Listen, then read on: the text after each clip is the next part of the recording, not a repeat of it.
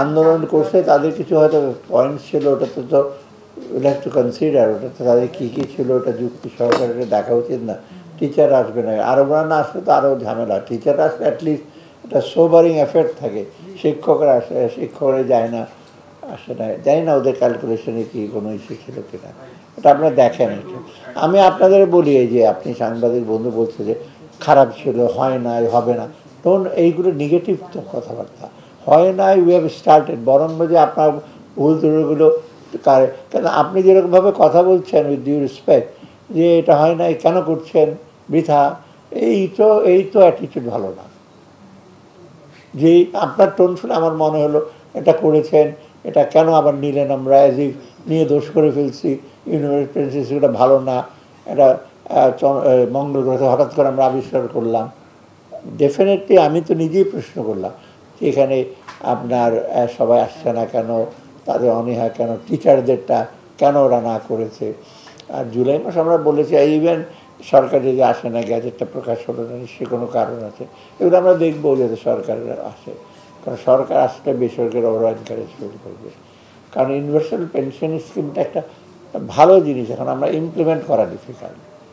আমি আজ থেকে 15-20 বছর একটা 70 পৃষ্ঠা একটা আয়ের জন্য একটা পেপার লিখে social security system in Bangladesh, ওটা পাবলিশও করেছে। যাও, আমি আমার জ্ঞান দিতে চাই না, ওখানে আমি বলেছিলাম, কিন্তু হয় না। আমি দেখেছি আজকে 20 বছর আগে।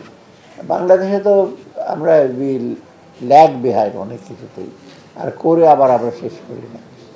তো এটা একটা উদ্যোগ, এটা মডার্ন এসে যদি ভুল ক্যাভিয়ার্স থেকে থাকে উইল কারেক্টলি। তবে এটা কিন্তু মোটামুটি কিন্তু ভালো সারা পেয়ে যাবে। 3 লক্ষ কত অলরেডি আছে। প্রায়োরিটি লিস্টে আমার ইকোনমিক স্টেবিলিটি, ব্যাংকিং সেক্টর, অর্থ এটাকে আবার আরও সুসংগত করা, পুঁজিবাজারটাকে ডেভেলপ করা। একটা জিনিস ইন্স্যুরেন্স করে আমি দেখছি সেখানেও অনেক সমস্যা আছে, সেটাকে চেষ্টা করা।